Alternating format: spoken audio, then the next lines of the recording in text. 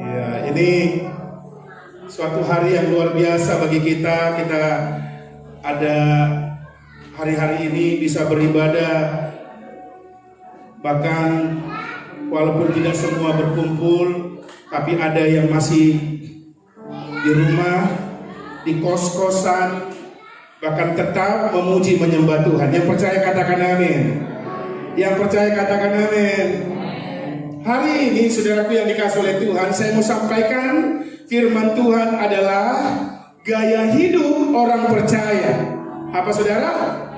Gaya hidup orang percaya atau believers lifestyle.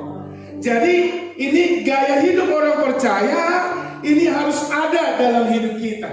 Bagaimana gaya hidup kita, bagaimana lifestyle kita sebagai orang-orang percaya.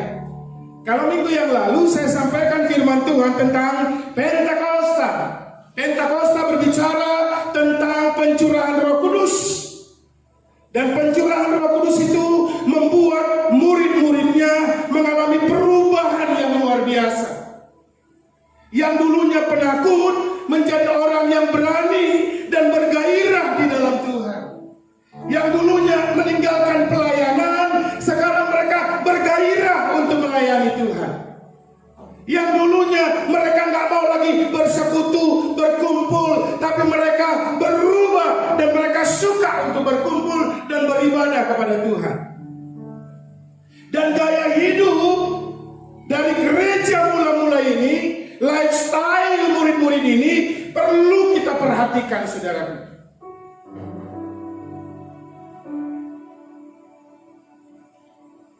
Karena saudaraku yang dikasih oleh Tuhan, bukan mereka tanpa persoalan, bukan mereka tanpa masalah, tapi walaupun ada persoalan, ada tekanan, tetapi tidak membuat mereka mundur untuk melayani Tuhan, untuk bersekutu dengan Tuhan.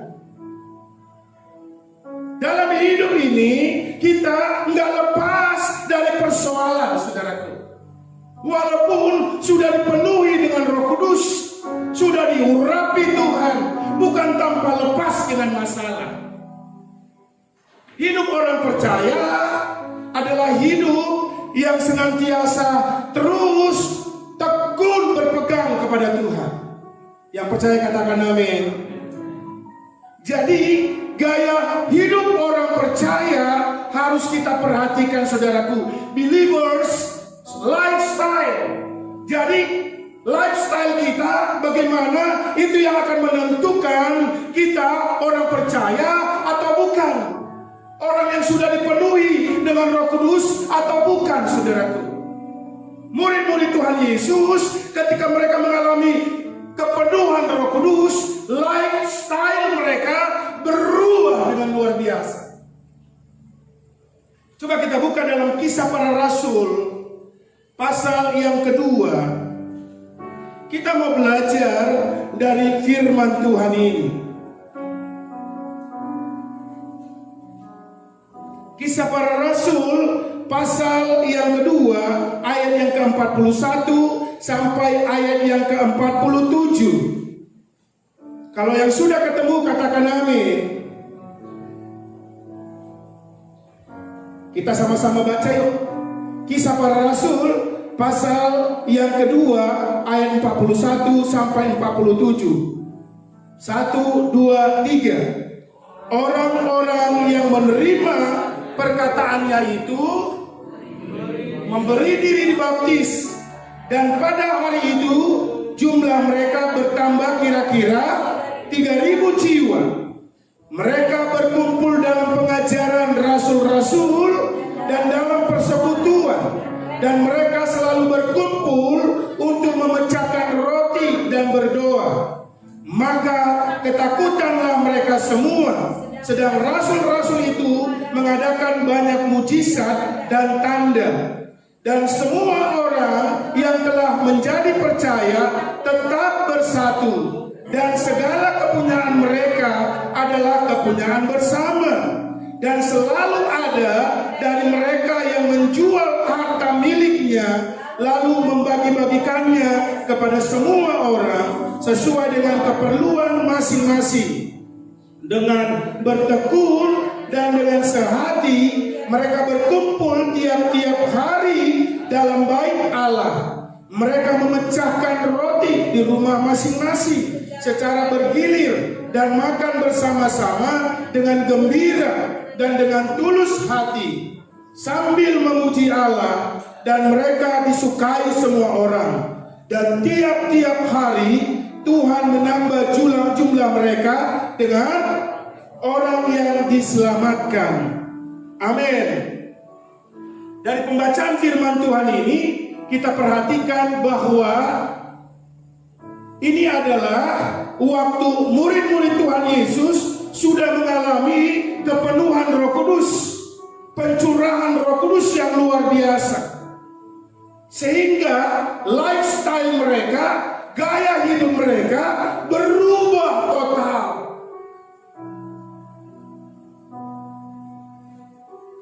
Karena perubahan gaya hidup mereka ke arah yang lebih baik, maka ada sesuatu yang luar biasa terjadi, saudaraku. Di sini dikatakan ketika orang-orang yang menerima perkataannya itu memberi diri dibaptis, dan pada hari itu jumlah mereka bertambah kira-kira 3.000 jiwa. Orang-orang apa, saudaraku, yang menerima perkataan itu? Yaitu orang-orang yang bertobat, yang sudah mendengar pemberitaan firman Tuhan yang disampaikan oleh para rasul-rasul.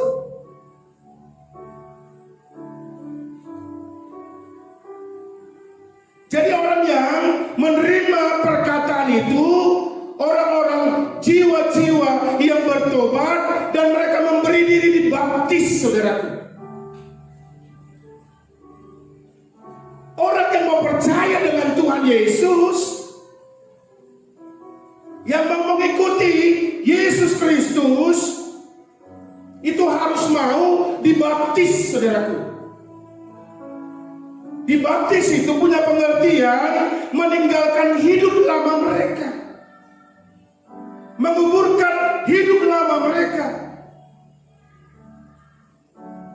bahkan mau meninggalkan itu semua, dosa-dosa mereka semua.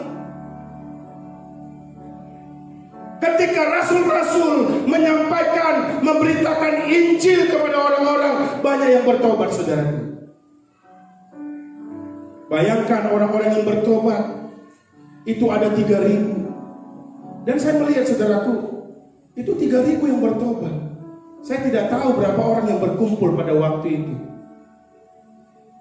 Kalau kita perhatikan waktu Yesus menyampaikan firman Tuhan, mengabarkan kabar baik, ada banyak orang berduyun-duyun, berbondong-bondong, dan pada waktu itu terjadi kelaparan atau belum makan pada waktu itu. Yang berkumpul cuma hanya laki-laki. Berapa orang, saudara? Berapa orang? 5.000 orang, laki-laki saja. Dan Yesus bilang, beri mereka makan. Dan orang-orang berkumpul pada waktu Yesus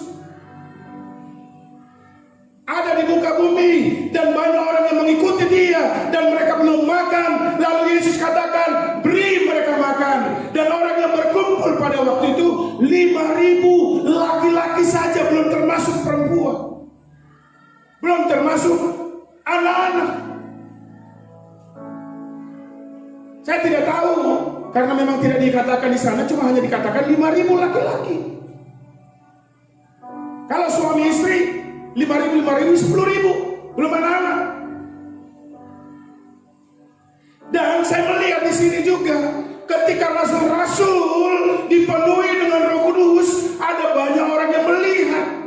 Karena pada waktu itu adalah hari raya Pentakosta, hari raya panen besar-besaran, sehingga orang-orang Yahudi yang ada di negara-negara lain, di bangsa-bangsa lain, mereka pulang ke Israel pada waktu itu untuk merayakan pesta panen yang besar-besaran. Sehingga murid-muridnya dipenuhi dengan Roh Kudus, dan orang-orang yang datang dari bangsa-bangsa lain yang waktu itu mau merayakan panen besar Pentakosta, mendengar murid-murid berkata seperti kata-kata yang diberikan oleh Roh Kudus kepada mereka, seperti kata-kata bangsa-bangsa lain. Ada bahasa Arab, ada bahasa Ethiopia, ada bahasa-bahasa negara-negara lain. Sehingga orang-orang itu mendengar. Saya percaya di situ banyak orang yang berkumpul. Dan saya percaya juga bukan hanya 3.000 orang yang berkumpul, tapi bisa ribuan, 5.000, bahkan lebih barangkali saudaraku. Tapi ketika Rasul Petrus dan murid-murid yang lain menyampaikan pengajaran firman Tuhan, 3.000 orang memberi diri untuk dibaptis.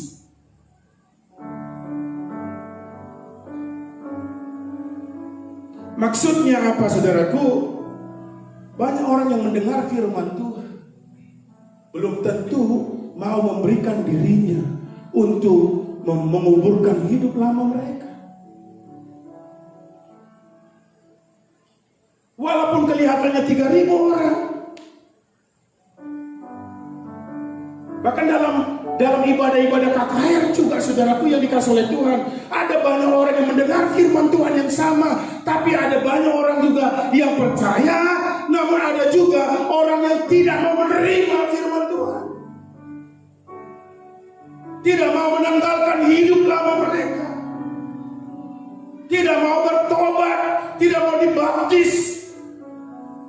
Tapi hari ini saudaraku yang dikasih oleh Tuhan, kita perlu lihat mereka yang mendengar firman Tuhan itu ada 3.000 orang bertambah, dan mereka memberi diri dibaptis pada hari itu.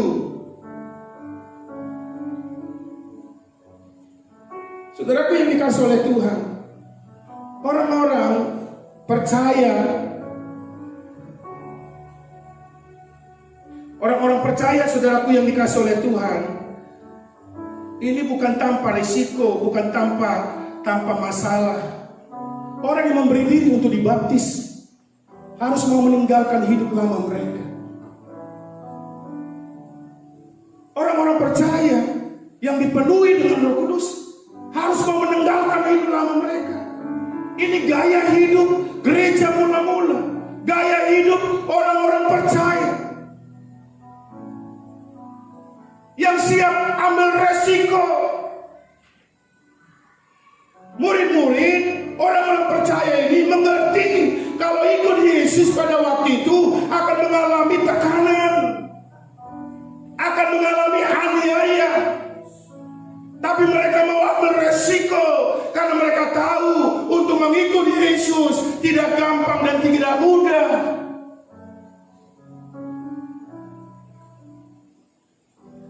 Tapi mereka mau mengikut Yesus dan mau memiliki gaya hidup jadi orang percaya.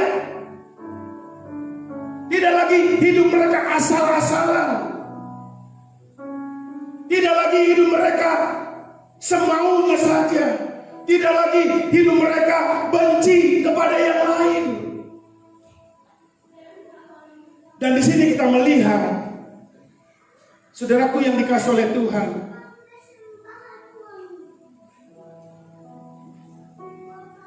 ayat yang ke-42.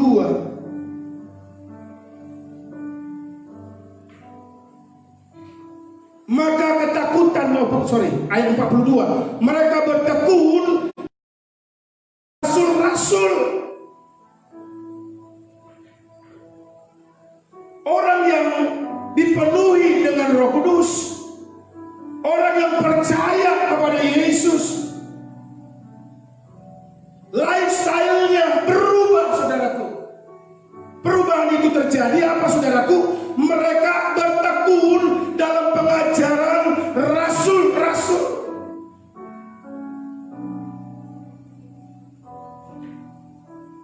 Di sini mereka bersama-sama bertekun, saudaraku. Bersama-sama.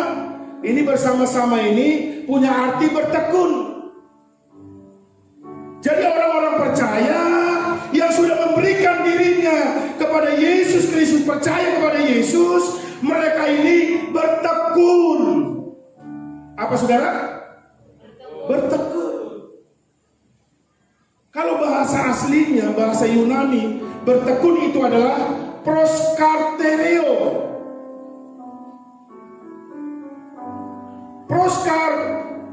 Proskartereo ini juga bukan hanya artinya bertekun, saudaraku, tapi punya arti ketahanan.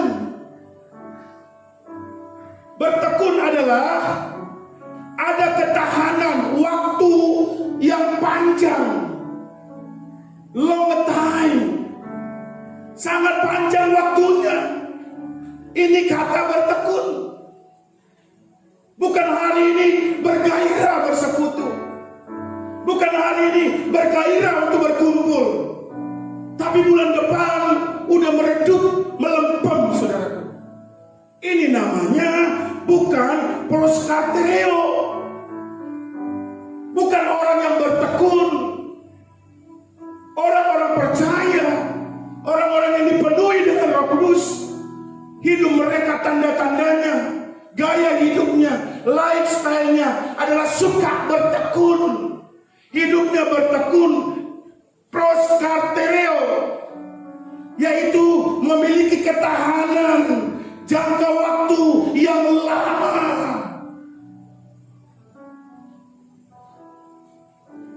Ini hampir sama juga dengan kata setia. Setia, saudaraku yang dikasih oleh Tuhan. Kesetiaan itu terus. Jadi kata mereka bertekun, yaitu punya ketahanan, punya jangka waktu yang panjang terus. Walaupun apa yang menghalangi mereka, mereka terus tekun, terus setia. Tapi kalau dalam bahasa Inggrisnya atau dalam bahasa Yunaninya juga, ini bertekun di sini atau proskartereo ini punya pengertian juga adalah harus ada fokus. Fokusnya apa, saudaraku yang dikasih oleh Tuhan? Mereka bertekun dalam pengajaran rasul-rasul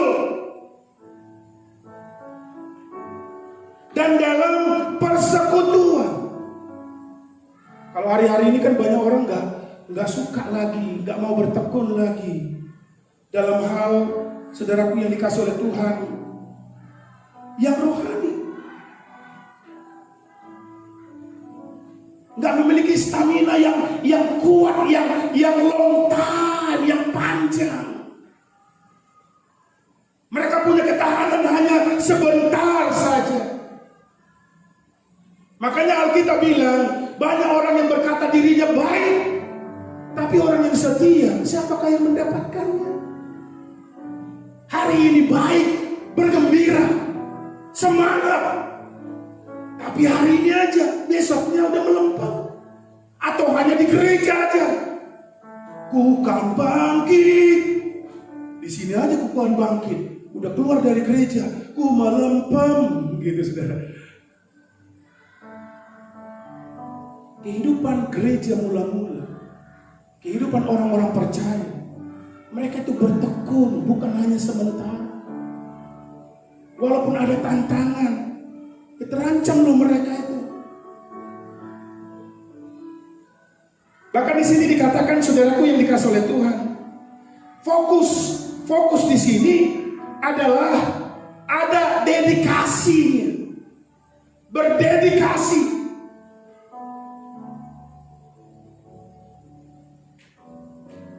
Orang yang bertahan sampai terus-menerus fokus kepada yang dia tuju itu, dan itu disebut adalah berdedikasi.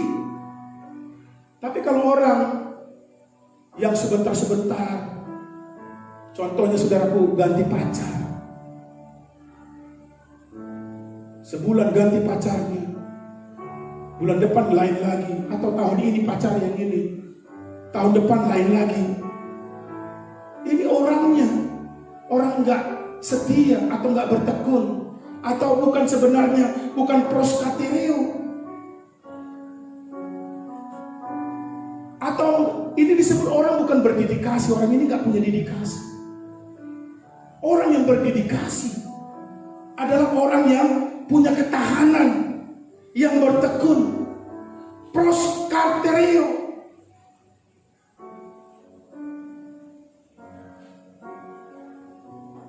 Tapi ngapain juga pacaran lama?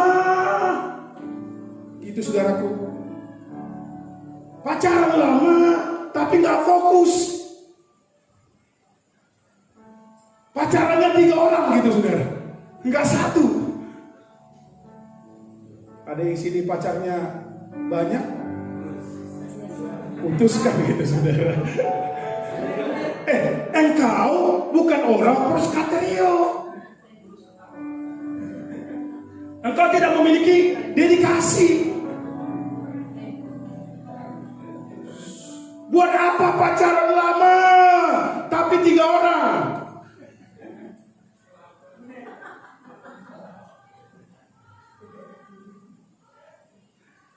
Oleh sebab itu saudaraku yang dikasih oleh Tuhan, dedikasi itu bukan hanya waktu yang menentukan atau waktu yang panjang, tapi juga fokus.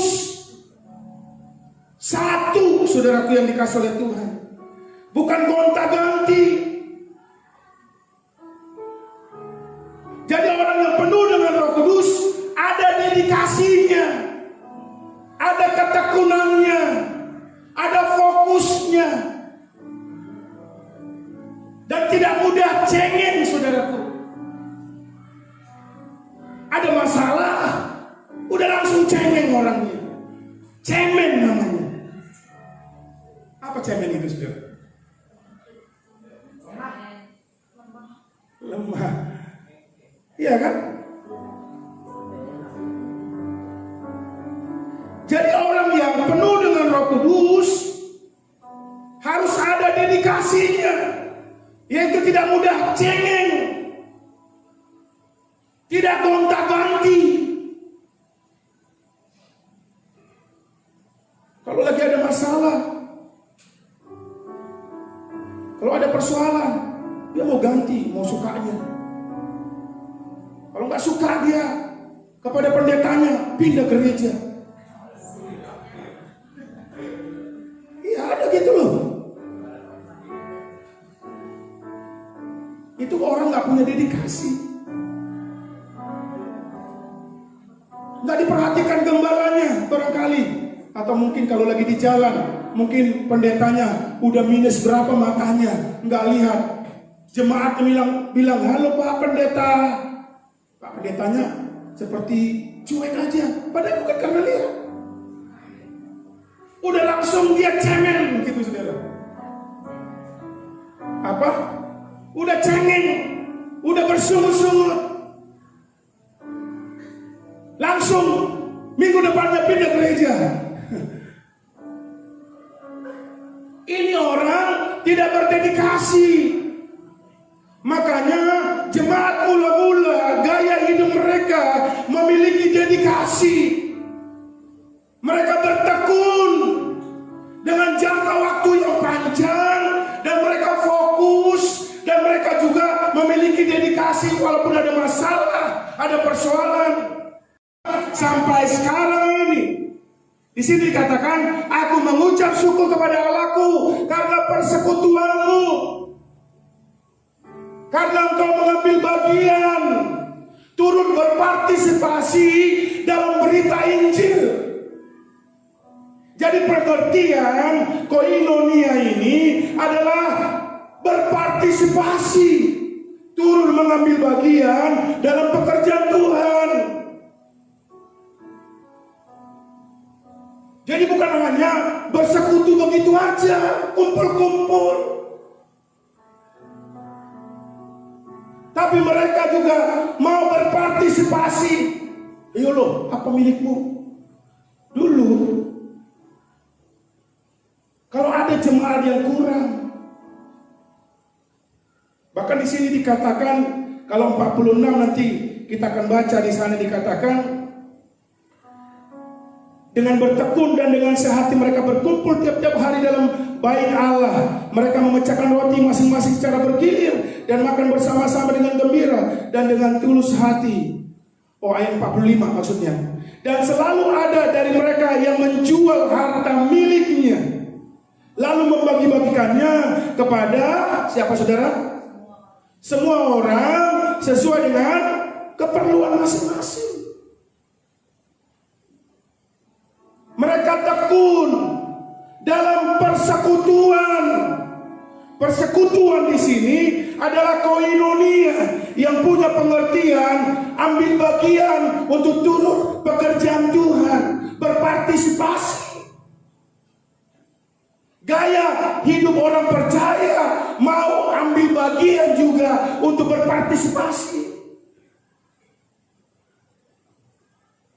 Ini sekarang orang mau menghindar, mau disuruh, ayo ikut pelayanan, singa. Oh jangan. Mau disuruh pelayanan ini, jangan kalian aja. Gaya hidup orang percaya sebenarnya harus ada koinonia, harus hidup dalam persekutuan, koinonia, yaitu mau turut berpartisipasi. Yang percaya katakan amin. Saudara mau tekun dalam persekutuan? Harus ini yang kita ambil bagian, saudaraku. Tekun dalam persekutuan, koinonia, mau berpartisipasi. Berpartisipasi itu bukan lagi mut-mutan, bukan lagi suka atau nggak suka.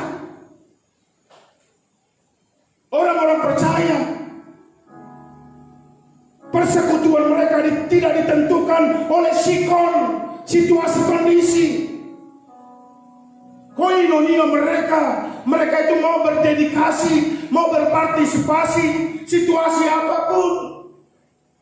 Ada yang tidak punya, lalu orang yang punya mengumpulkan, bahkan menjual lagi, saudaraku. Menjual apa yang mereka punya untuk memenuhi keperluan orang yang tidak punya. Mereka mau berpartisipasi.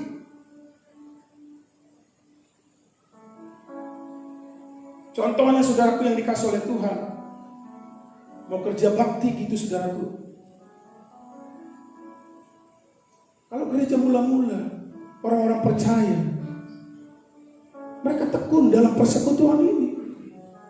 Di sini dikatakan saudaraku, mereka mau ambil bagian. Apa yang mau saya kerjakan? Apa yang bisa saya kerjakan? Saya mau berpartisipasi.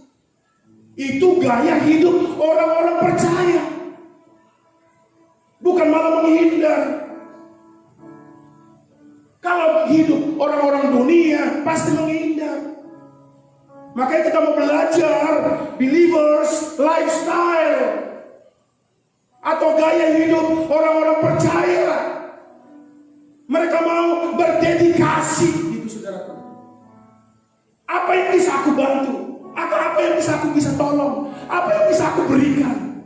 Apa yang bisa aku kerjakan? Itu gaya hidup orang percaya. Bukan malah disuruh ini, udah, langsung udah bersungguh-sungguh, udah marah.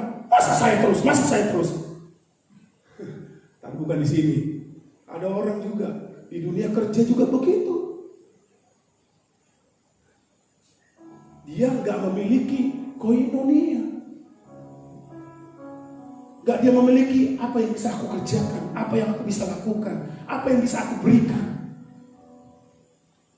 Ini yang membuat banyak orang disukai, banyak orang-orang percaya disukai banyak orang. Mereka respon. Bahkan di sini dikatakan yang kedua, koinonia itu punya pengertian membagi apa yang mereka punya. Tadi yang pertama adalah berpartisipasi. Apa yang aku bisa kerjakan? Apa yang bisa aku lakukan? Apa yang bisa aku mau ikut terlibat di dalamnya, mau melayani Tuhan, mau memajukan pelayanan pekerjaan gereja mula-mula ini. Dan yang kedua adalah mereka mau membagi apa yang mereka punya. Di sini dikatakan, dan selalu dari mereka yang menjual harta miliknya lalu membagi-bagikannya kepada semua orang sesuai dengan keperluan masing-masing.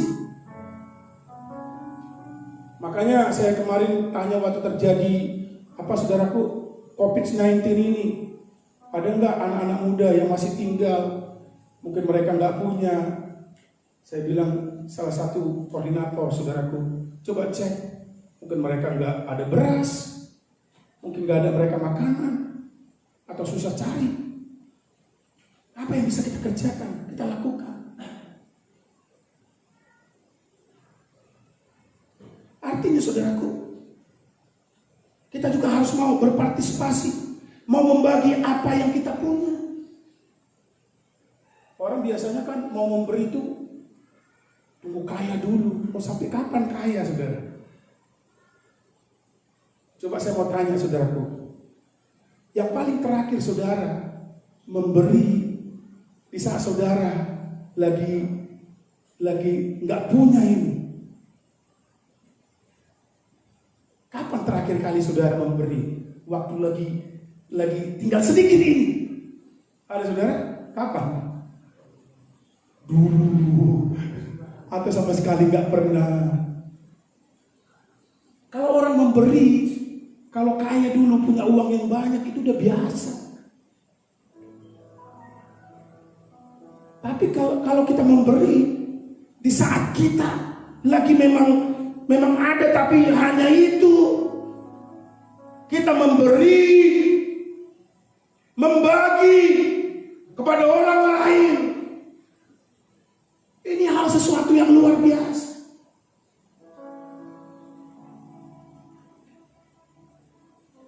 Itu sebabnya gaya hidup orang percaya ada tekun dalam koinonia, mau juga berbagi. Makanya anak saya juga saya sering ajarkan berbagi, sharing. Jangan mau punyaku, ini punyaku ya, nggak boleh yang lain. Kita ajarkan, sharing, berbagi. Walaupun engkau punya makanan cuma 1 atau setengah, diberi orang lain, tapi engkau harus mau berbagi.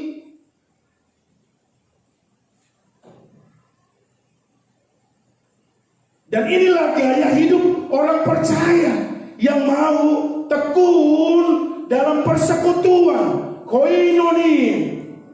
Kalau kita perhatikan lagi di sini,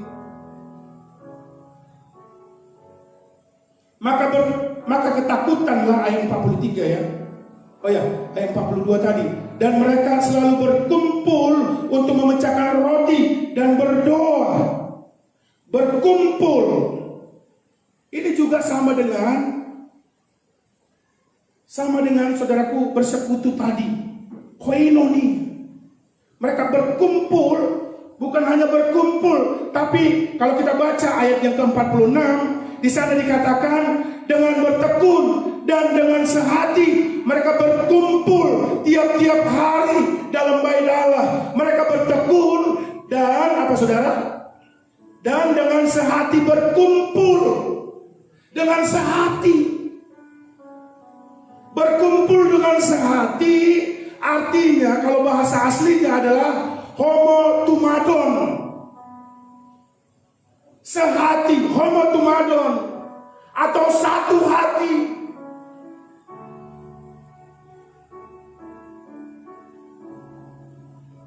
Mereka sepakat, sehati, homotumadon, saudaraku. Dan mereka berkumpul itu ada kesehatian. Nggak saling sikut menyikut, nggak saling cemburu satu dengan yang lain, nggak saling menjelek-jelekan satu dengan yang lain. Orang-orang percaya pada waktu itu memiliki gaya hidup homotumadon, satu hati.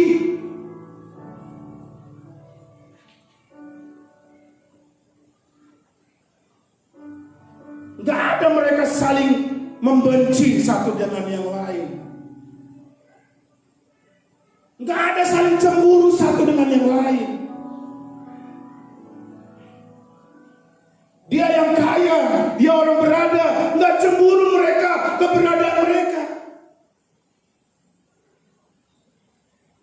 Tapi kalau hari-hari ini ada banyak orang, kalau dilihat ini orangnya, dia lebih suka, dia apa istilahnya itu saudaraku?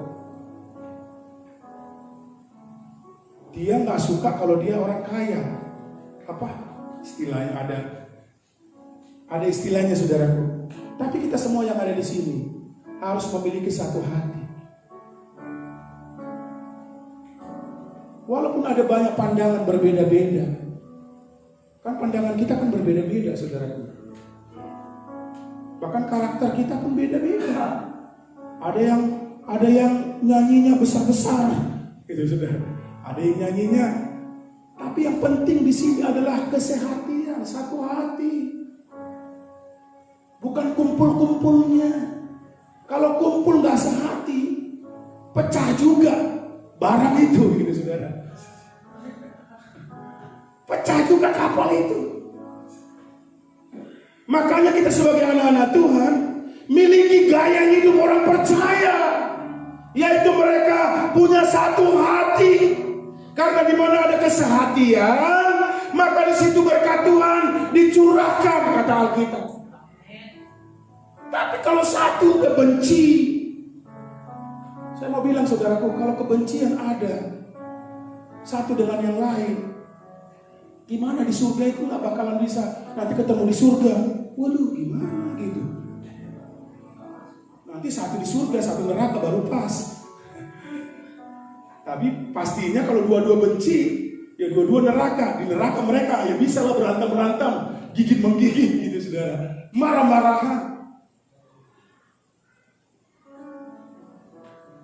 Makanya gereja mula-mula ini saudaraku yang dikasih oleh Tuhan, ada revival terjadi, ada kegerakan Tuhan terjadi, ada jiwa-jiwa dimenangkan bertambah-tambah karena gaya hidup orang percaya yang mereka lakukan. Ada lifestyle-nya. Bahkan di sini dikatakan mereka juga berkumpul. Ayat 46 tadi yang terakhir, ayat B-nya. Maka bersama-sama dengan gembira. Bersama-sama dengan gembira. Dan dengan tulus hati, dengan gembira saudaraku. Bukan dengan bersungut-sungut. Bukan saling menggerutu. Kan biasanya orang berkumpul menggerutu. Bersungut-sungut. Dasar aku aja yang bawa makanan. Itu saudara. Saya aja yang masak. Saya aja yang mimpin pujian. Saya aja yang keyboard. Gitu contoh. Saya aja menderam. Kalau sudah begitu, saudaraku yang dikasih oleh Tuhan, mereka berkumpul, enggak lagi dengan sukacita. Makanya, saudaraku yang dikasih oleh Tuhan, dengan sukacita kita harus berkumpul dengan hati yang gembira. Enggak ada perpecahan satu dengan yang lain. Buat apa berkumpul bersama-sama, tapi enggak gembira hatinya? Yang hatinya sakit hati, benci satu dengan yang lain. Ini bukan gaya orang percaya, bukan gaya hidup orang percaya. Gaya hidup orang percaya adalah mereka berkumpul bersama-sama dengan gembira. Bahkan di sini dikatakan dengan tulus hati. Tulus hati ini banyak pengertiannya. Bahkan juga bisa generously atau murah hati.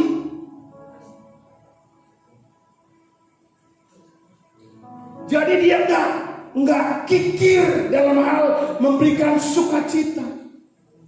Senyuman, nggak kikir dia memberi senyuman. Makanya di sini dikatakan, saudaraku yang dikasih oleh Tuhan, lifestyle orang percaya yaitu mereka memiliki ketekunan. Ketekunan itu, atau tadi di diakonia, apa? Ketekunan itu adalah apa, saudaraku? Proskarterio.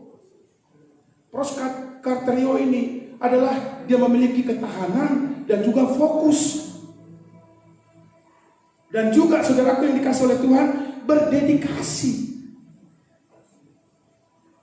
Ada dedikasinya. Dan saya lihat juga lifestyle orang-orang percaya ini, mereka memiliki kebersamaan dalam persekutuan, koinonia, yaitu yang punya pengertian mau berpartisipasi, mau mengambil bagian dalam pekerjaan Tuhan, bukan lepas tangan, bukan cuci tangan, atau nggak mau peduli dengan pekerjaan Tuhan. Makanya kita harus memiliki lifestyle ini, yang mau juga memiliki kebersamaan dalam koinonia, yang mau juga berbagi apa yang kita punya.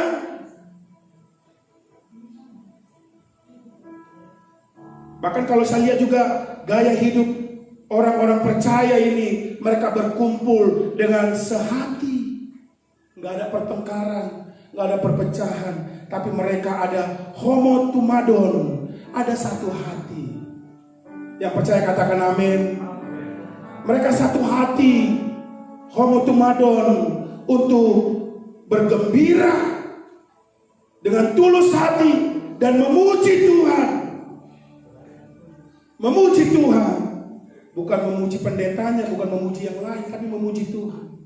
Sehingga mereka disukai banyak orang. Yang percaya katakan amin. Mari sebagai anak-anak Tuhan, gereja-gereja, bahkan juga orang-orang percaya, ini lifestyle yang harus kita miliki, yaitu harus ada dedikasi, ada ketekunan. Ketekunan dalam pengajaran-pengajaran rasul-rasul. Ketekunan mau meninggalkan hidup lama mereka. Ketekunan dari mau melepaskan dosa-dosa mereka. Mereka tekun dalam pengajaran rasul-rasul. Mereka juga mau koinonia. Bahkan juga mau mereka, saudaraku yang dikasih oleh Tuhan, homotumadon, sehati, sepakat, tulus mereka. Mari sebagai anak Tuhan, biar ini menjadi renungan kita hari ini. Biar lifestyle ini biar menjadi milik kita juga sebagai gereja, sebagai anak-anak Tuhan. Kita mau merenungkan kebenaran firman Tuhan. Kalau gereja mula-mula, kalau murid-murid, bahkan 120 orang yang dipenuhi dengan Roh Kudus mengalami perubahan gaya hidup mereka, dan mereka memiliki gaya hidup mereka sungguh menjadi berkat bagi banyak orang, membuat banyak orang percaya, bahkan membuat banyak orang menjadi pengikut Kristus karena mereka tekun dalam pengajaran. Mereka memiliki ketekunan, mereka memiliki proskarterio, dedikasi. Bahkan mereka juga ada persekutuan, koinonia, mau memberikan apa yang mereka punya, mau berpartisipasi untuk terlibat dalam pelayanan. Apa yang bisa aku ambil bagian di dalam pelayanan? Biar ini juga menjadi gaya hidup kita semua. Bahkan ada ketulusan, ada kesehatian. Karena di mana orang yang sehati, maka berkat Tuhan akan curahkan. Tuhan akan limpahkan berkatnya kepada kita. Sehingga banyak jiwa-jiwa akan berduyun-duyun melihat gaya hidup orang percaya. Ada orang yang butuh pertolongan, gaya hidup orang percaya, mereka mau berpartisipasi, mengambil bagian di dalam pelayanan. Saudaraku yang dikasihi oleh Tuhan, inilah gaya hidup orang-orang percaya. Ketika mereka dipenuhi dengan Roh Kudus, mereka mengalami gaya hidup yang berkenan kepada Tuhan dan yang menjadi berkat bagi banyak orang, dan terjadi revival yang luar biasa. Jiwa-jiwa semakin bertambah-tambah, jiwa-jiwa semakin banyak yang diselamatkan karena gaya hidup orang percaya yang dipenuhi dengan Roh Kudus. Dan biarlah kita juga memiliki gaya hidup orang percaya ini. Believers lifestyle harus ada dalam hidup kita, yaitu kita memiliki ketekunan di dalamnya, bertahan, setia, memiliki jangka waktu yang sangat panjang, bahkan fokus, dan juga ada dedikasi di dalamnya. Berdedikasi. Ini gaya hidup orang-orang percaya. Orang yang berdedikasi tidak gampang menggerutu, tidak gampang cengeng, tidak gampang gonta-ganti apapun, tidak gampang dia undur dari Tuhan, tidak gampang undur dari pelayanan. Ini orang yang memiliki dedikasi. Ini orang yang memiliki lifestyle, ketekunan ada dalam dia. Sekalipun ada masalah, ada persoalan, situasi kondisi apapun dan bagaimanapun, dia tetap tekun. Dia memiliki proskartereo, dan juga dia memiliki ketekunan dalam persekutuan, koinonia, yang artinya dia mau berpartisipasi, mau mengambil bagian dalam pelayanan pekerjaan Tuhan, bukan malah meninggalkan. Dia memiliki hati, apa yang bisa aku kerjakan, apa yang bisa aku lakukan. Dia mau berpartisipasi untuk melayani Tuhan, untuk pekerjaan Tuhan. Bahkan juga dia mau berbagi apa yang dia punya, talenta yang dia punya, karunia yang dia punya, harta benda yang dia punya, apa yang dia miliki, dia mau berbagi kepada yang lain, kepada orang yang tidak memiliki. Ini gaya hidup orang percaya. Bahkan juga gaya hidup orang percaya, mereka mau berkumpul sehati, homotumadon, satu hati, dengan gembira dan tulus hati. Mereka sehati memuji Tuhan. Tidak ada percekcokan, tidak ada pertengkaran, tidak ada kecemburuan satu dengan yang lain. Hal inilah yang membuat banyak orang percaya kepada Yesus Kristus. Dan berkat Tuhan curahkan kepada orang yang sehati, orang yang homotumadon. Mari miliki gaya hidup orang percaya.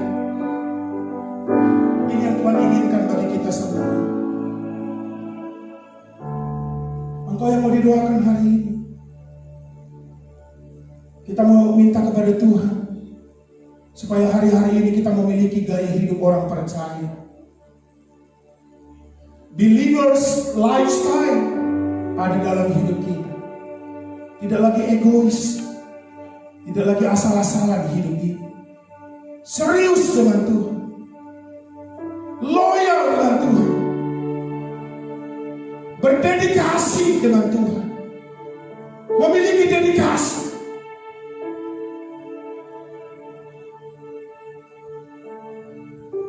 Bapa di dalam surga, kami berdoa hari ini, biarlah gaya hidup orang percaya ini turun bagi setiap kami. Dan gaya hidup ini kami boleh miliki ya Tuhan. Kami mau berkumpul bersama-sama dalam hal diakoni, dalam hal koinonia. Bertekun, punya dedikasi, punya jangka waktu yang lama dan setia terus menerus. Bukan hanya sebentar. Kami mau sehati, sepakat ya Tuhan. Sekalipun ada banyak pandangan kami berbeda-beda, talenta kami, karunia kami berbeda-beda, tapi yang Engkau inginkan adalah kesehatian. Hamba Tuhan, satu hati, bersepakat, maka Engkau akan curahkan berkat-Mu atas kami semua, sehingga banyak jiwa-jiwa bertambah-tambah. Terima kasih Tuhan, berkati umat-Mu hari ini. Di dalam nama Yesus Kristus Tuhan. Oh.